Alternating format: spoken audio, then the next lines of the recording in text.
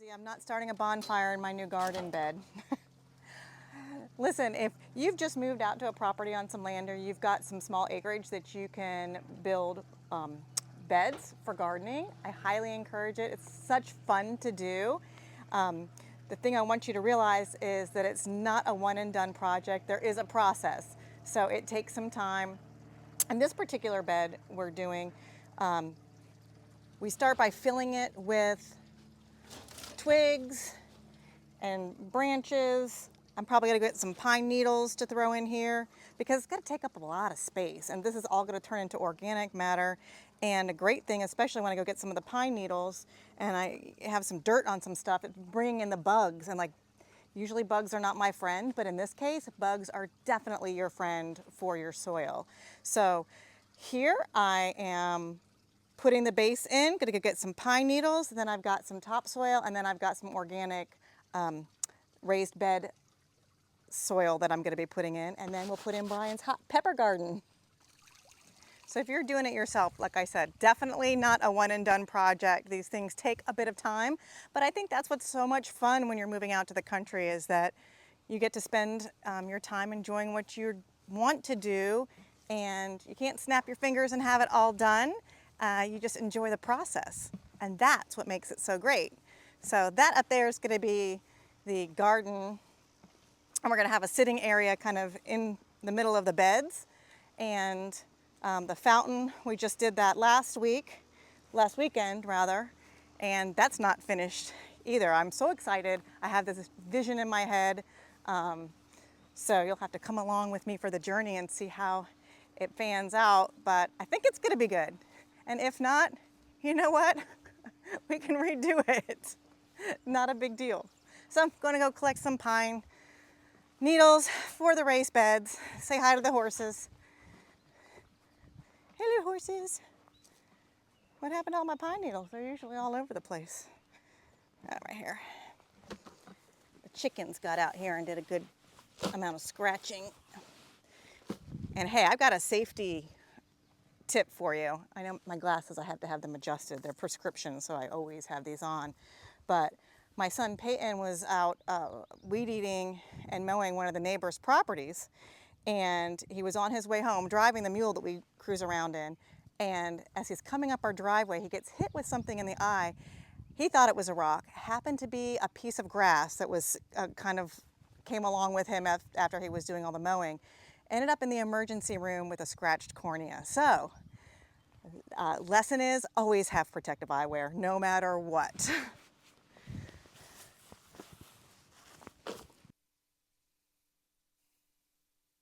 Well, I've got my pine cones, but I also picked this guy up. Almost looks like a pickle, but no, it's not. It happens to be a pine needle, so I'm gonna throw it in here. Maybe I'll grow myself a pine tree.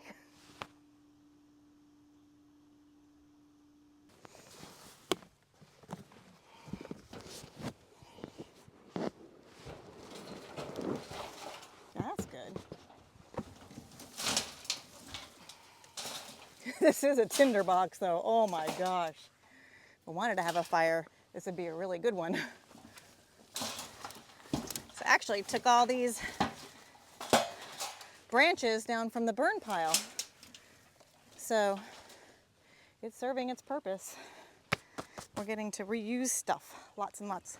Now it's time for the hard, heavy lifting. As you notice that I'm the one doing the work. Brian's the one with the camera, right? I think he does that on purpose. So that's okay. I'm gonna pull out some topsoil, throw it in.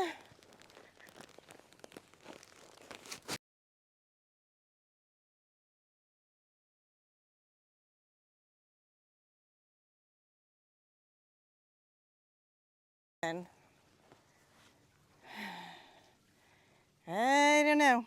I think I underestimated.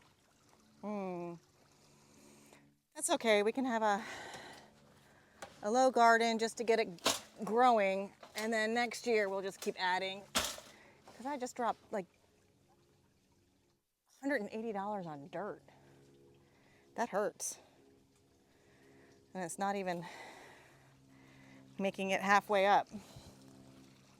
I guess there's something called math that I probably should have done a little bit better. Oh well, I like to eyeball things. Hey, well.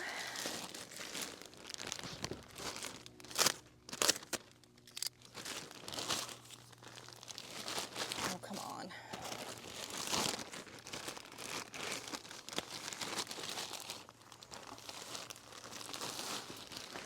Oh, that's some pretty dirt, though.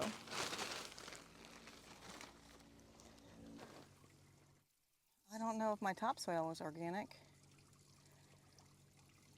Yeah, it is. Okay. All right. Sweating bullets here. I've got this. Kellogg. Guess what? Not your cereal. But it's the Kellogg Organics Raised Bed and Potting Mix, plus additional organic nutrients. I'm using this guy to be what I'm going to put the plants into directly. So we will see if it causes the plants to grow prolifically and beautifully.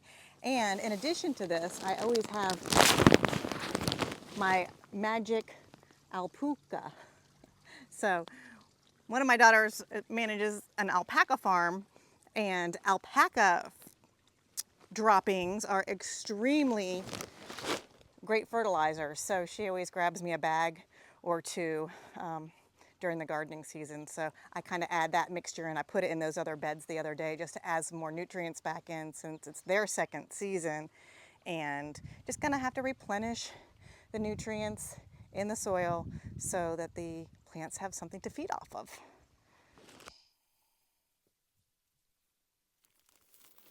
So here we go. Look at this luscious soil. One thing to note is, although we have chickens and horses, we don't currently compost that manure. Chicken compost can be used sooner than horse compost can because of the acidity of the horse compost. I think it's more acid, but we haven't gotten that far yet in our country journey. So stay tuned. Maybe next year we'll have a compost pile and won't have to buy this stuff. Just reuse everything I've got. Wood, poo, tree limbs. Even grow some of these, maybe save some of these seeds from these guys and plant them next year. You never know where this will take me. It's an adventure. That's what makes it fun.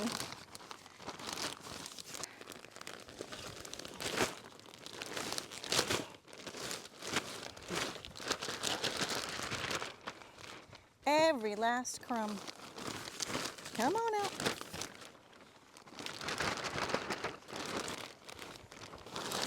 Actually, I think it might be okay, Brian, because I've got two more of these, right? I don't know. Whew. This is not exactly a raised bed at this point.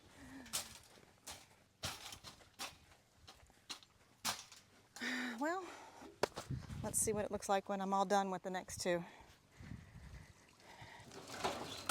Razors. I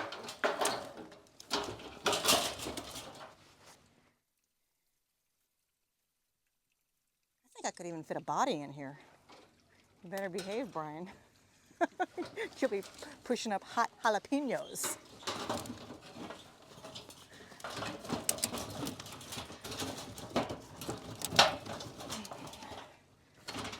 Hot jalapenos. Well, that's what this is all about. Brian's jalapeno garden.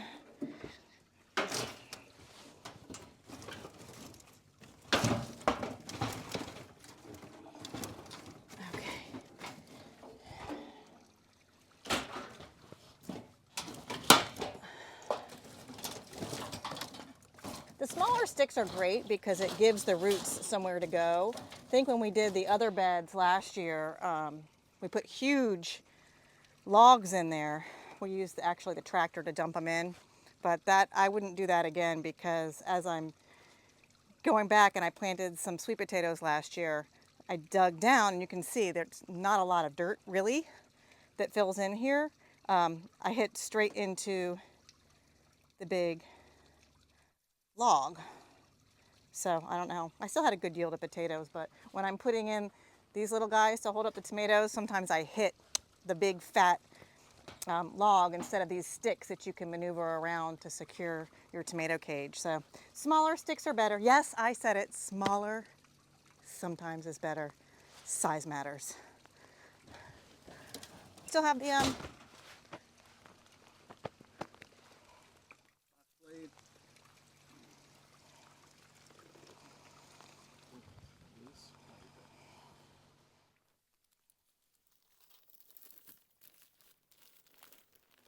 Rain coming in. yeah. And Brian sitting in the back of the vehicle, staying out of the rain. Oh, little baby. They're doing a mic. What? Doing a mic. Why?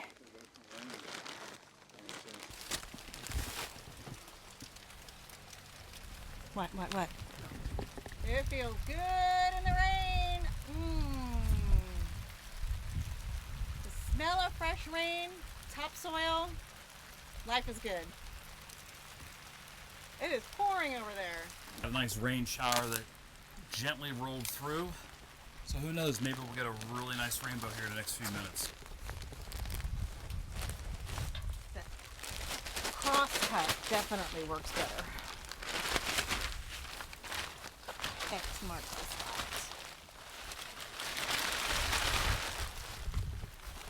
Uh-oh. Am I done? Egads. Okay.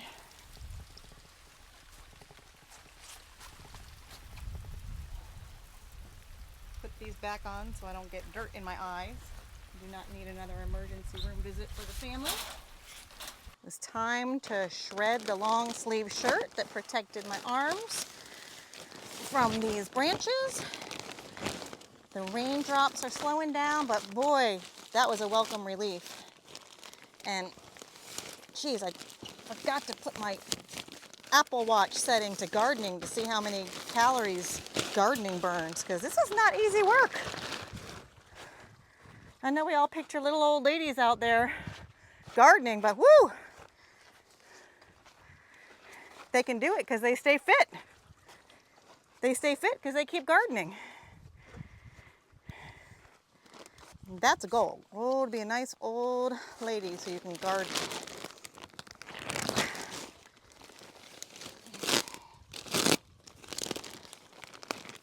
All right, Diane, so what 2 or 3 tips would you give to somebody that has got a small garden and they want to expand to a bigger garden? I have no idea. I'm a realtor. I'm just doing this for fun. And I'm sharing this with you so when you buy a house from me out in the country that you can see the process that it takes. You can definitely find someone absolutely smarter in gardening than I am. But I will give you the real down low on what it takes to get it going, in case you're like me and don't have the patience to study everything first. First thing is you learn a little bit and then you just make it happen. Just do it.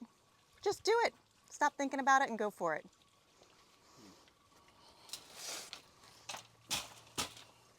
Do you want a real answer? Yes, the real answer.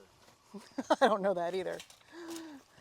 The real answer is to find some friends who know more than you do, or of course go onto YouTube to find those experts. But just start small, because like gardening, this is an investment. I mean, I think each of these beds was about $180. Got 6 of them. All the twigs, all the mulch, all the soil, and then all the plants on top of that. I mean, you go, well, shoot, why am I growing my own food when I could probably have bought it at the store for cheaper in one growing season? That's probably true, but this way you know where your food comes from. And then next year, you just use the seeds or get seeds and start them from seeds. So you'll actually, in the future, if you're looking at the economics of it, you'll do better in the long run, but the satisfaction of being able to grow your own food and knowing where it comes from, hopefully you don't put pesticides all over it. We don't. We just do not believe in that. Not good for you. So yeah, find someone, get started, start with basil, start with a tomato plant. You can't go wrong, and then just grow from there. Well, I'm probably not doing it right. I don't know, these guys are gonna go huge, and I remember from squash from last year, they absolutely take over. So I'm giving them enough space. I'm gonna put some trellises right here so they can grow up, and that will be good. But leaving a little space in the front, maybe for some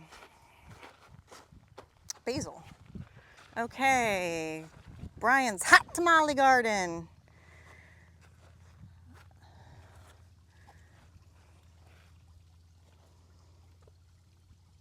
Where's my little pepper? I don't want to mix here's my orange pepper. Yeah, that's I'm gonna orange put and green pepper. orange, okay, let me put these guys in the end. I'll put the hot stuff over here. So really you kind of push from the bottom to break up the roots a little bit. Untangle them.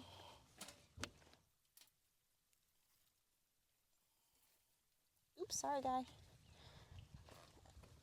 And since I'm a little shy on dirt, we're gonna grab from the surrounding area. I'll come back in and replenish this next time I head to the store. So these are your habanero reds. Woo! The instructions are on the back? Hot, hot, hot. Well, it just tells you how to take care of them, like a full sun. So you got your habaneros, then you got your serrano hot peppers. I have no idea which one is hotter, so I don't think these are organic plants, but you know, we'll take what we can get. They didn't have them. Yeah, they said these were. Oh, they did? Awesome.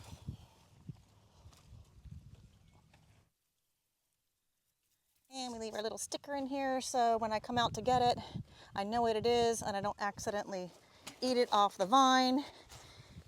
Ooh, that's like not even. What's this little guy? Ooh, we'll put this one here.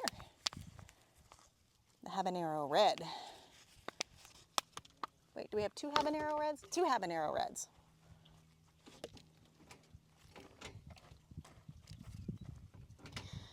All right. Grow, baby, grow.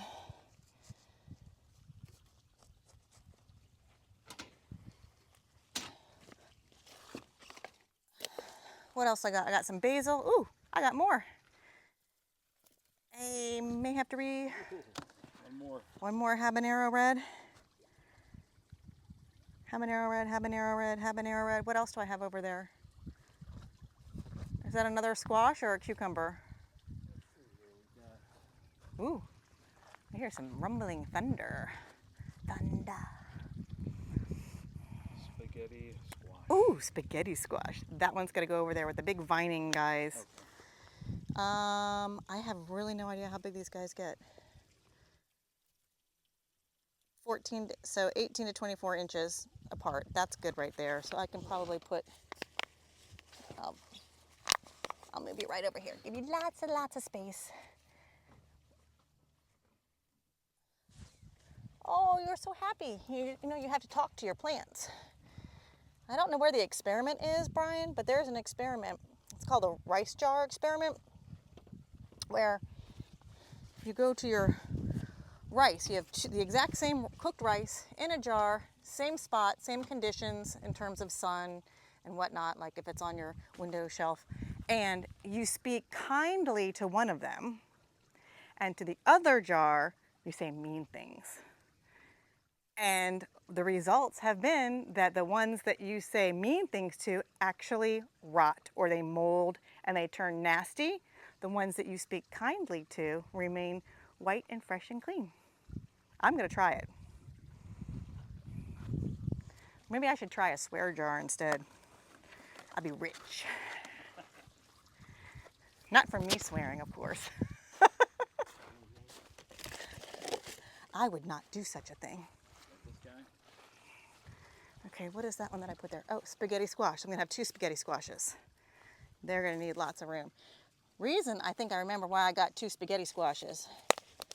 Because you can freeze this stuff for all winter long.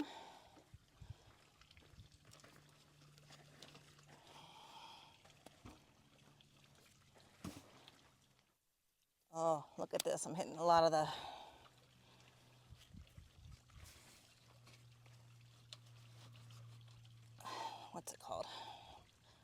think and talk and do things at the same time. It's like walking and chewing gum. All right. Heirloom spaghetti squash. It's our spaghetti squash corner. Cucumbers. That's going to be amazing. I'm going to have to make sure I put the trellis here, because if I put the trellis here, it's going to cause shade on those guys as the sun goes that way. So that is one tip.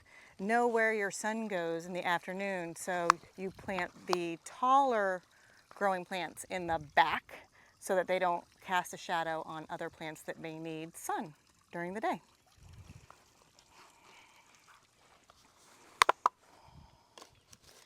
All right, where are we going to put this big old basil?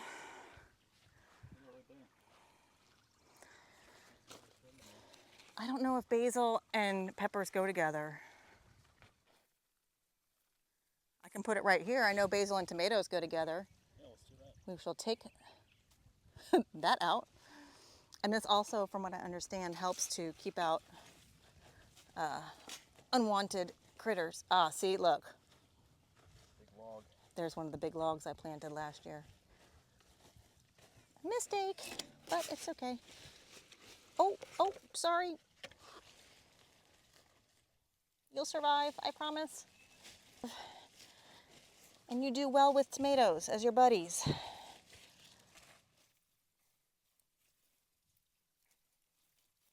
Yeah, more soil needed. That's all right.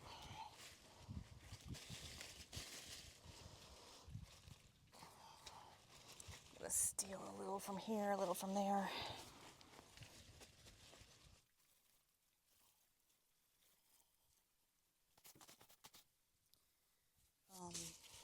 Oops, he's not covered so well.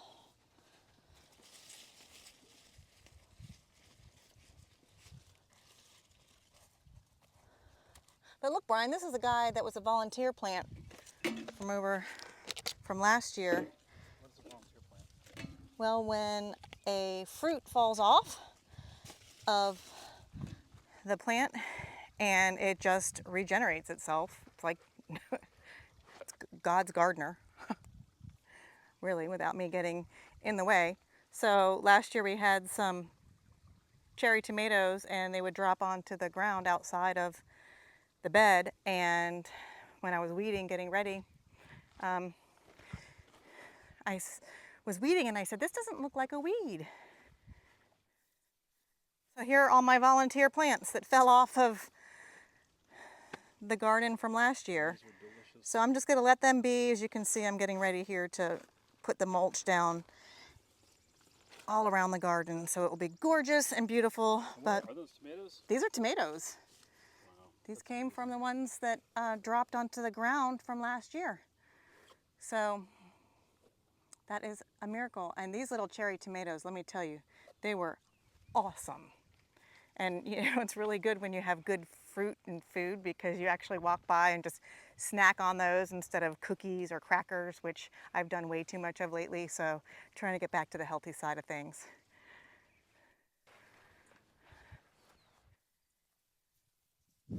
And didn't we do that talking about our cherry trees? So we have an apple tree. Actually, we had 5 when we moved in. They weren't taken care of very well, and they do require pruning in order to have the fruit be prolific and good. I have no idea what type of apple tree this is, but we did have it pruned up. Was it last year or the year before? And last year we didn't have a yield at all, and this year so far, woo! Thunder. And this year they're growing, so this is a favorite little spot for the deer to come over, and they pick whatever falls on the ground. So since it is an attraction for the deers, I'm gonna have to put up fencing around the garden so they don't take my food. Let's see. Oh, not ready. Woo! Deer can have that one. Ah. Oh.